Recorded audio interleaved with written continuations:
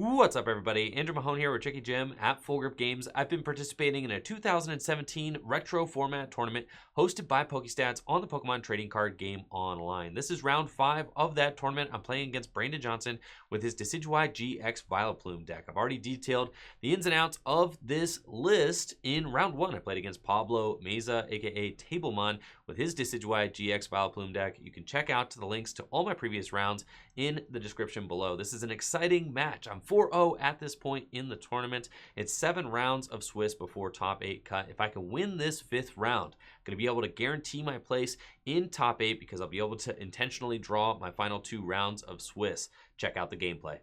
Brandon is going to kick things off in this best of 3 series, which is really scary since he's playing Decidueye GX Vileplume. Means he can get a turn 1 item lock going first. If he's able to find Forest of Giant Plants, he can put that into play. Sure enough, there it is. And that allows him to break all of the evolution rules for Grass-type Pokemon. As we can see, he's already starting to evolve up his Rowlet into Dartrix. He gets a very explosive start here with Shaman EX and decides to play a double colorless energy down onto his Shaman here before an early end. 2 Dartrix in play as well. I am definitely intimidated at this point because if he is able to get this item lock up, fortunately I do get a big handful of supporters here, but I did like my previous hand better. It had a Bridget in it as well as an N as draw support.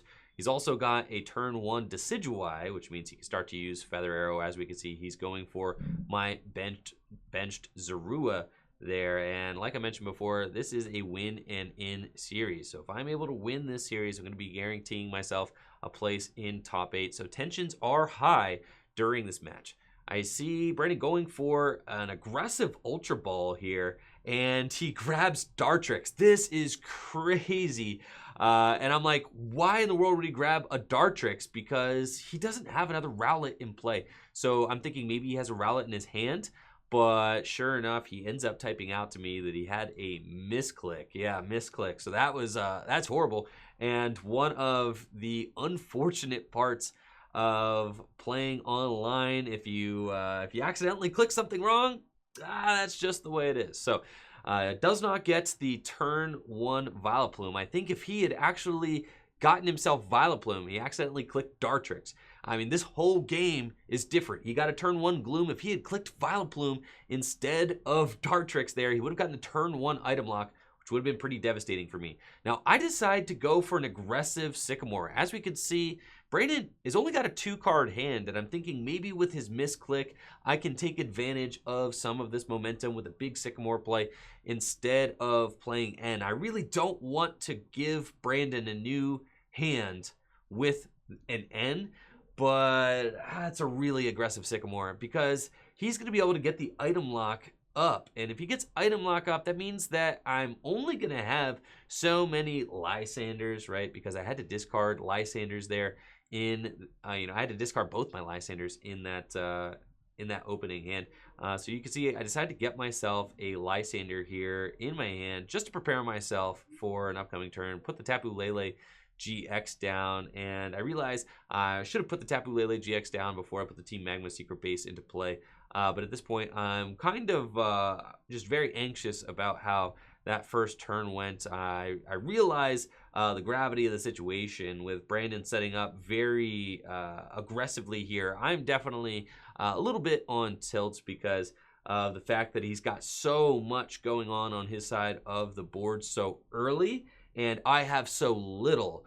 So that's why I tried to overcompensate for the fact that he had such an aggressive setup by going for the early Sycamore there. But I think that kind of backfired. Brandon was able to play out of that 2-card hand with a Lele for Sycamore himself, so he's going to have plenty of opportunities to draw here. Fortunately for me, he still misses the Vileplume, so is still not able to get that item lock into play. He does have still just 1 Decidueye, so that turn was not as painful as it could have been for me. If he had gotten another Decidueye into play, a Vileplume into play, we would be talking about a different scenario entirely. I decided to go for an aggressive Ultra Ball here just to get myself probably a Zoroark to try and save one of these Zoruas before they end up going down, and then I'm going to end. It's just good to play my item cards while I can, since I know that Brandon is eventually going to be locking up the item usage here, and I am really stressed out at this point just because I have so many resources in my discard pile. I have so many supporters. Thankfully, I found myself another N, but I know that it's only a matter of time before I am just not able to find myself supporters turn after turn. So I leave myself with an N and a Zoroark break in hand to get an energy down onto Drampa, as well as a choice band. And thankfully, I was able to get both of my Zoroarks evolved up, which is really big because that just gives my Zoruas a little bit more survivability.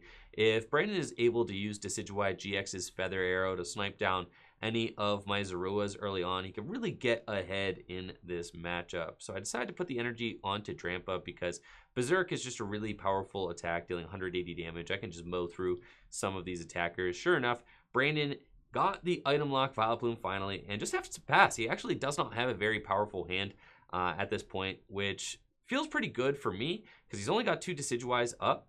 And I decided to put this Zorua down since he only has 2 Decidueyes in play. You cannot actually snipe this Zorua completely off the board, and I end. Sure enough, I do not find another draw supporter. Like I said earlier in the game, I very greedily got rid of a lot of them. I also very greedily Ultra Balled away 2 Darkness Energies earlier, but I felt like I had to in order to get my evolutions up. It's a wager that I more or less had to make. And I just have to pass here, which is really bad. I don't find double colorless or anything like that, so I just have this Zoroark in the active. Even if I were to find a float stone, I would not be able to attach it because of the Vileplume from Ancient Origins and its item lock there. But I know that, at least last turn, Brandon did not have a good hand. I had to end him, though, so this hand is probably a lot stronger.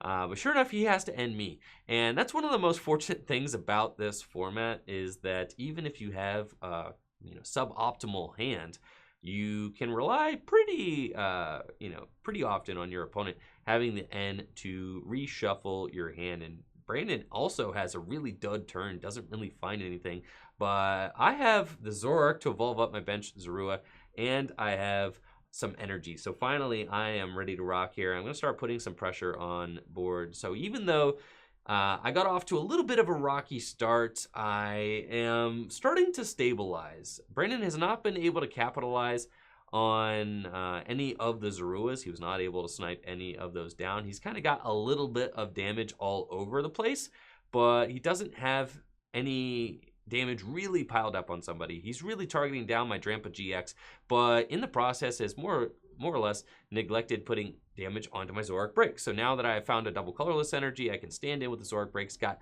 120 HP remaining. So even if Tapu Lele gets a double colorless onto it, you can deal 100 damage base. Would have to use one of his Feather Arrows to knock out my Zoroark BREAK just to take 1 prize. So it's taking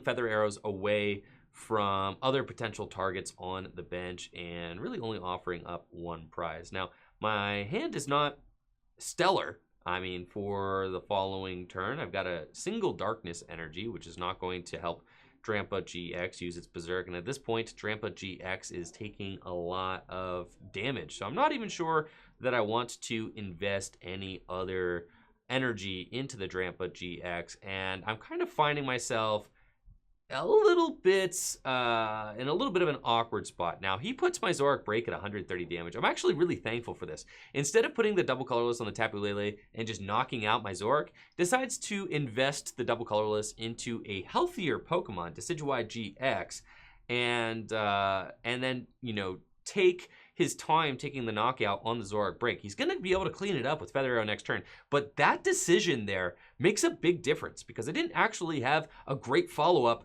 to that Tapu Lele, but being able to hit this fresh Decidueye for 130 damage feels really good, especially with Zoroark, who is about to go down. Now, it's a little bit of an awkward situation because once he uses Feather Arrow to ping the Zoroark and knock it out, then I have to promote a fresh Pokemon, promote a new Pokemon that, maybe I don't want to take any damage. And I'm thinking it's probably going to be a Rangaroo, who is the sacrificial Pokemon here. Could be Drampa GX. I mean, it already has 100 damage on it, but that's 2 prizes. I'm just giving him 2 prizes on the Drampa. It all feels bad. I don't have a good way to attack if I promote the Oranguru. That's the problem. But if I promote the Drampa GX, I'm like, at least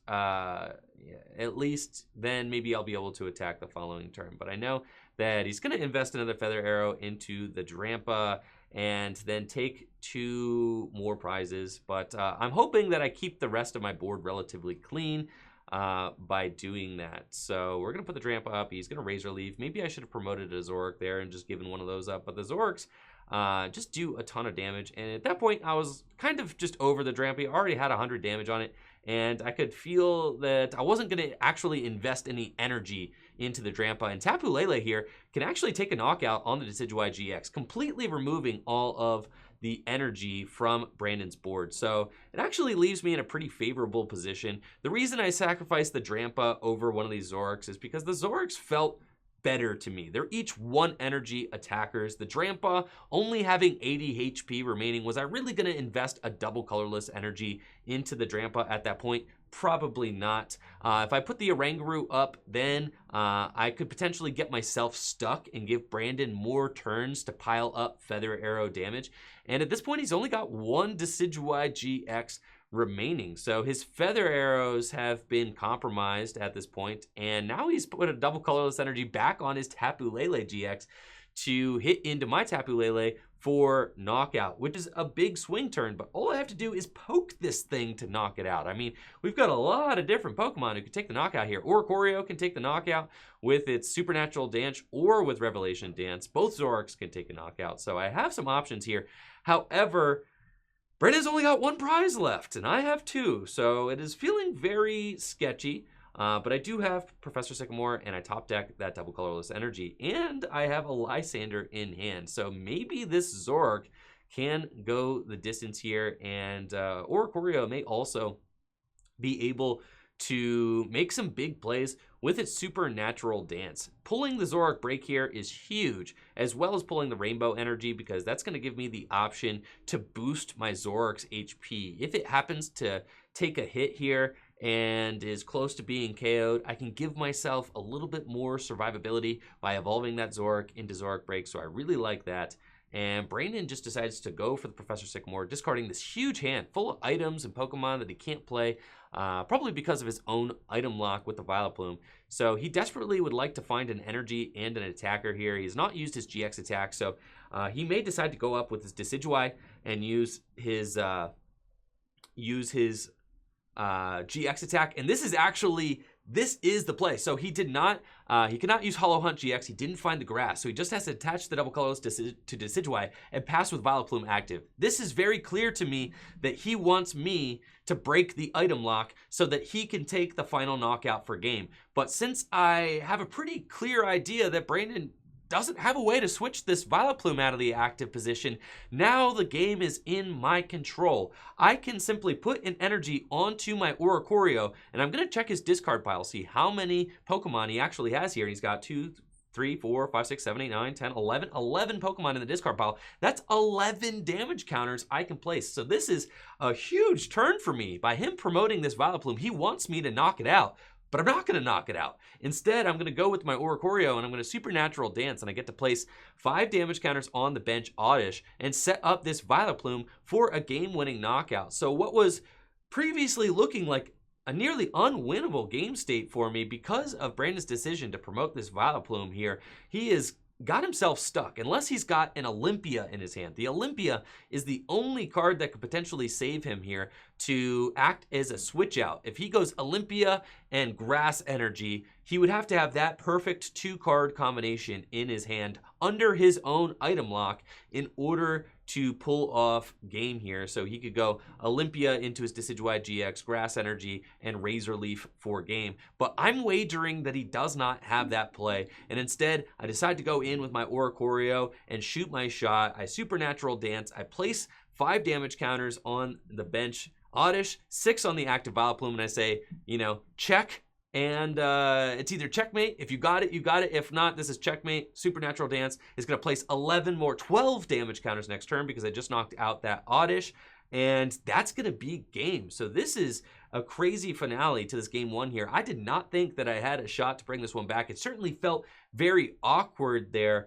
But Oricorio winning the game again. And actually, before the tournament, Oricorio was on the chopping block on the chopping board, I was considering cutting the Oricorio because I didn't anticipate playing against a lot of Vespiquen decks. I was anticipating playing against a lot of, you know, Decidueye, Vileplume decks, things like that. And in desperation, Brandon has to go for a Lysander here. Tries to bring up my Oranguru to stall and buy more turns. I've got the double colorless energy, so I could just retreat, go into Oricorio, and this is GG's. As you can see, he scoops it up. Oricorio winning me another game in the tournament.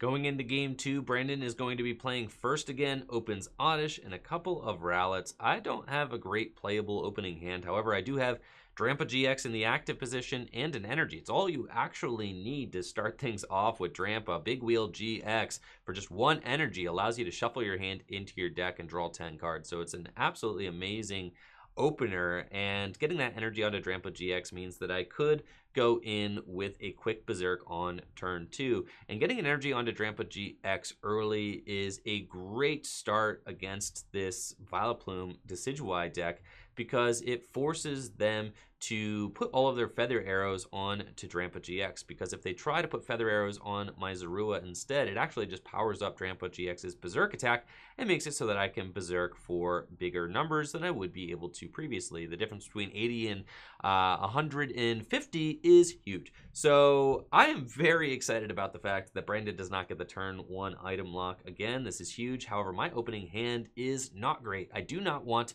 to discard 2 DCEs. So instead, I think I'm just going to go for the Big Wheel GX. He doesn't get the item lock. So instead of sacking my DCEs here, I decide to conserve my resources and just go for the Big Wheel GX, giving myself a nice 10-card hand to play with on this next turn. Of course, unless Brandon ends me again, which I'm sure he's probably going to try to do, since he does not want me to stick with a 10-card hand. So as we can see, Ultra Ball's away a Professor Sycamore, and it's going to Tapu Lele GX, use Wonder Tag, and probably grab himself an N to limit my hand back down to 6 cards. However, in doing this, he chops another supporter out of his deck. I mean, he Ultra Balled away a Sycamore to go get himself an N, so he uses 2 supporters. Now, when you're playing under item lock, that is a big deal because your supporters are like kind of the lifeblood of your deck. You're going to need those draw supporters in order to draw through your deck turn after turn. And we saw last game, Brandon had a lull in supporter usage and wasn't able to streamline those supporters turn after turn. So getting rid of 2 supporters here in order to end me, probably a good play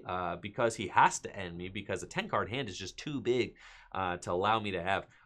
Now, as we can see, Feather Arrow the Drampa GX didn't want to Feather Arrow the Zorua, so he's not going to give me that boosted Berserk. But I have a great start here. If I just had a damage counter on my bench Zorua, I've got the Lysander, the Choice Band, and the double colorless, I would be able to bring up that Tapu Lele GX and Berserk it for knockout, which would be a phenomenal start for me. Now, I don't really want to Professor Sycamore this hand. I would much rather Lysander or something like that. However, just Berserk the active is also a really good play for me because I don't want there to be any item lock. So if I knock out the Oddish, my hope is that maybe Brandon has some trouble getting a Vileplume into play. He's already used his Revitalizer. He only has 1 Decidueye GX in play. It looks like he's trying to set up more Decidueyes this game. This is something he's interested in. Now, I actually really like this play a lot. I'm going to go for Lysander on the Tapu Lele GX. Now, energy attachments are everything in this match. And I'm just going to Righteous Edge. With the Choice Band, Righteous Edge for 50 really sets up this Tapu Lele for a big KO, and I decide to use my Rainbow Energy, put it onto the benched Oricorio, who we saw last game is an all-star and won me the game. I decide to put that Rainbow onto the Oricorio, forcing the Berserk. So even if Brandon does not use Feather Arrow to put damage on any of my bench Pokemon, I am going to be able to Berserk next turn. And by removing that double colorless energy and keeping an extra energy off of my own Drampa, I make it so that I have a shot to take a knockout next turn. Now, I decide to go and put the DCE on my Zorua. This is like a I just won game 1 and I'm going for broke on game 2 kind of play. I really want to hit that Zoroark, and off the Sycamore, I find the Zoroark and I find an Ultra Ball. Since there is no item lock, I feel pretty confident that I'm going to be able to find the Zoroark to stand in and clean up this Tapu Lele GX, but I don't want to invest another energy attachment into a Pokemon that already has 120 damage on it. So I would much rather go in with a fresh Zoroark. So I really like that play there, pivoting to the Zoroark, making it so that my board position is just stronger. I'm going in with a fresh attacker. He's got 100 HP as opposed to Drampa's only 60 HP remaining. So this Zoroark's going to be able to stand in, and since Brandon has a full bench, we are hitting 160 damage with that Mind Jack attack. Now Brandon is left without a Vileplume, no item lock in play, no energies on his Pokemon either. So I am feeling very confident about this game. Even though my board is pretty sparse, you know, I've got 1 energy on a heavily damaged Drampa GX, I've got a Zoroark in the active with just a DCE on it, and the Zoroarks go down pretty quickly in this match. I mean, Tapu Lele GX can hit it for quite a bit of damage. The Decidueyes can, hit it for 90 damage with the Razor Leaf, and then finish it off with a Feather Arrow. But without any item lock in play, Brandon's going to have a little bit of a tough time keeping me from streaming attackers turn after turn. Even, end of 4, if I have my items available to me, I'm probably going to be able to draw out of that. And we see Brandon is really taking his time in stating the item lock here because he is using his own items. He's really trying to set up as many Decidueyes as he can. As we see, he's got the double Dartrix now, 2 Decidueyes in play, and he's going to try and rely on a Feather Arrow based strategy this game and just try to overwhelm my board with residual damage placed by the Decidueyes. Now, that is a strategy that I've seen so far in the tournament. I've played against quite a few of these Decidueye decks, and on paper, this is supposed to be a bad matchup. If you ask anybody from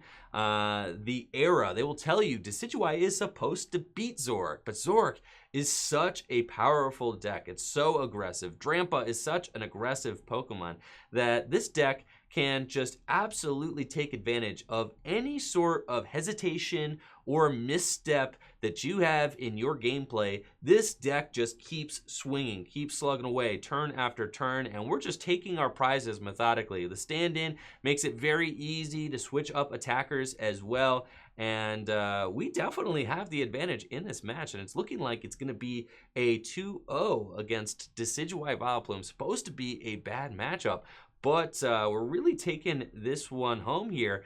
We've taken 3 prizes, gotten ourselves off to a great head start. Now, the Decidueye Vileplume deck is supposed to play from behind. I mean, it really does. It usually will go behind in prizes and then end to low, item lock, and then finish off the game from there. But a lot of times that involves maybe using Lysander and bringing up a Pokemon that has heavy retreat, getting me to a position where maybe I can't attack for a couple of turns while it is able to finish off its game plan with Decidueye's Feather Arrows. But with stand-in Zoroark, it's just an impossibility. You can't really strand anything active so long as I can just keep using stand-in and Mind Jack. And also, Mind Jack is just the perfect attack to punish a fully set up board. As we saw earlier in the game, Brandon had 5 bench Pokemon, and I was able to Mind Jack that almost healthy Tapu Lele GX. I had 50 damage on it, but we were able to Mind Jack that Tapu Lele GX for a big knockout with our own non-GX Pokemon. Now, Brandon is going to have to try and reinstate his item lock here. He has not been able to set that up yet, and even though he's got 3 Decidueyes in play, he's not really putting enough pressure on with his attacks. He's not dealing enough damage, so he's going to choose carefully here which 3 cards he wants back from his discard pile with Hollow Hunt. And actually, it looks like he's not trying to set up his item lock at all. Maybe he's decided that it's too little, too late for item lock, but now I've got both my Zoroark breaks in play, which means that each of these non-GX Pokemon's got 140 HP. It's very close to, 170, only 30 HP less than Tapu Lele GX. So these dudes are pretty big for non-GX Pokemon, and they are swinging for a lot of damage. So at this point, I'm going to decide to put a Drampa GX down and just get the double colorless onto it so that I have my board set up and ready to go for a potential end. And I decide to end myself to 3 and Brandon down to 4. My board,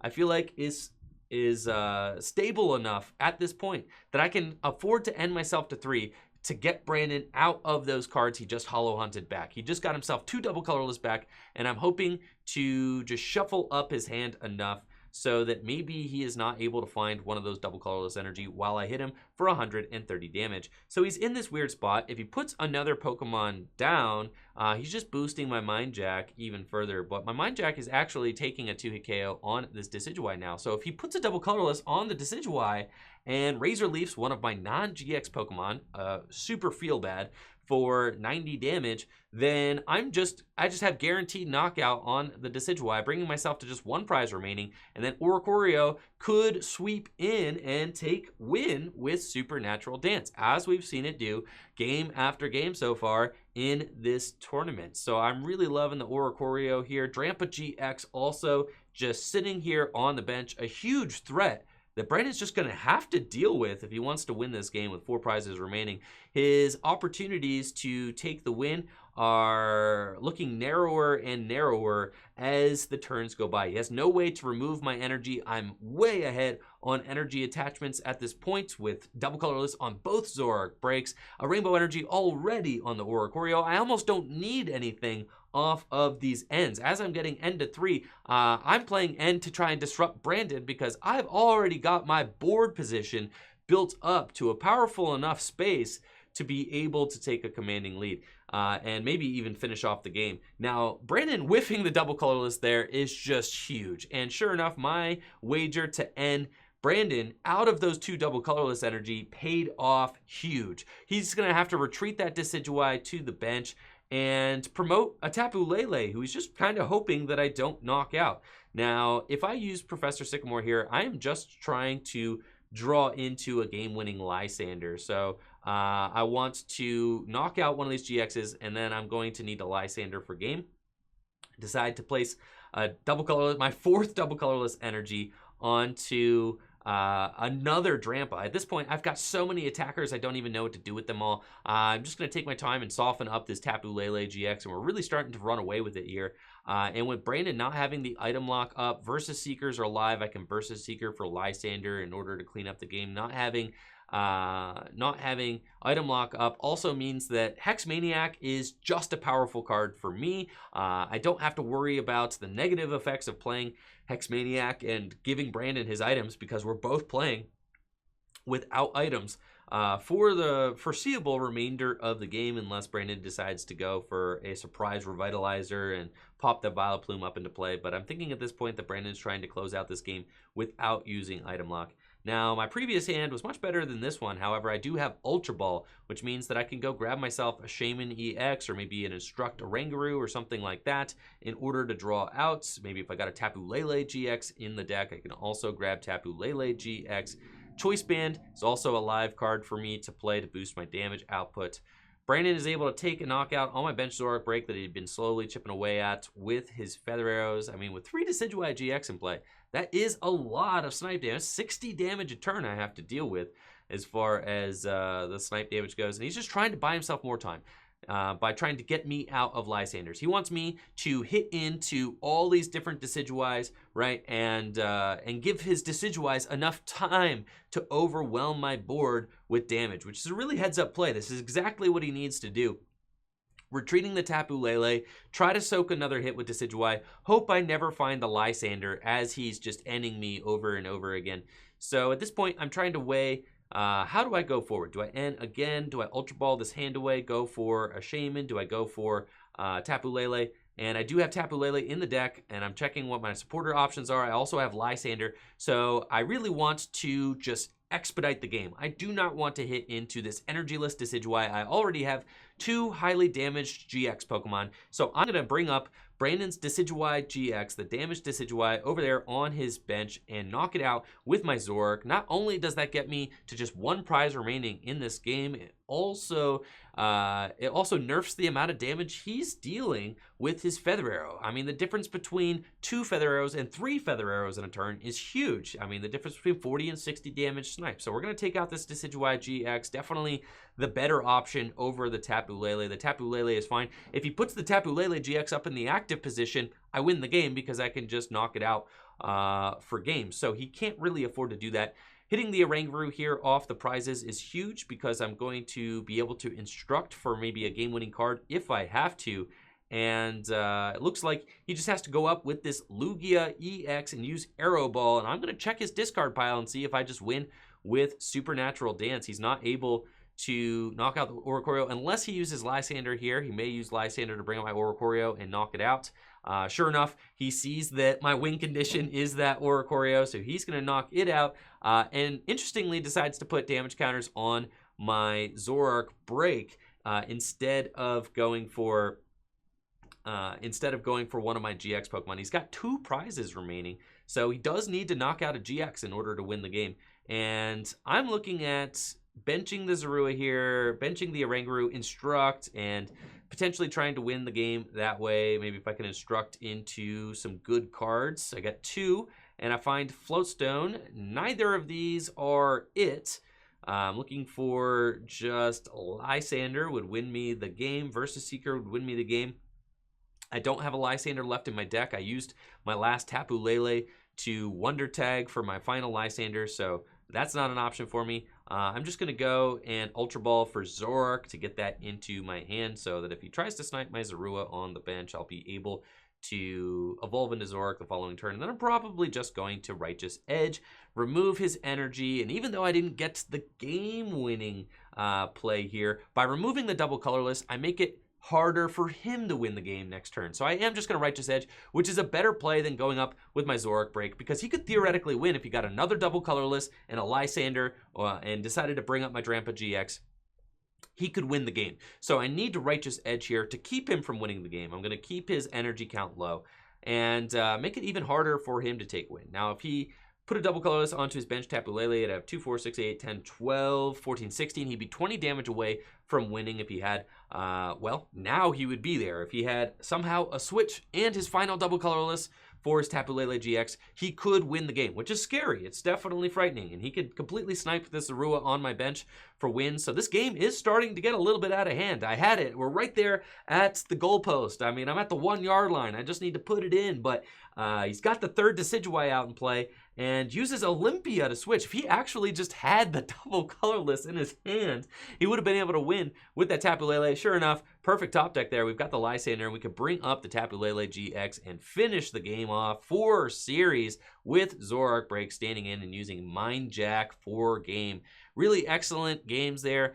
Brandon Johnson with his Decidueye Vileplume deck and some really exciting gameplay. I mean, that was just phenomenal. So GG's to Brandon, and thanks again to PokeStats for hosting the tournament. At this point in the event, I am now 5-0, meaning that I can ID my last 2 rounds, guaranteeing myself a place in top 8. So I'm really stoked about this. This is the same exact list, the same 60 that I played at the 2017 North American International Championships to a top 8 finish. One of the best accomplishments of my career. It was the biggest Pokemon trading card game tournament ever held, so super nostalgic for me, and this online tournament hosted by PokeStats has been a lot of fun, so big props to them for hosting it. If you're interested in retro format tournaments, make sure to check out the link to their Discord in the description below. I'll also link rounds 1 through 4 if you want to go back and watch my progress in the tournament so far. It has been a lot of fun to participate in. If you're looking for Pokemon trading card game singles, make sure to check out fullgripgames.com. If you're looking for Pokemon trading card game online codes, especially codes from Rebel Clash, make sure to check out fullgripcodes.com. Supporting the shop here at Full Grip Games directly supports the content that I create here on Tricky Jim. So thank you guys all so much for supporting the shop. Y'all take it easy and have a great day. Make sure to like the video, sub to the channel, ring that bell, and of course check out the Twitch stream, twitch.tv/TrickyJim.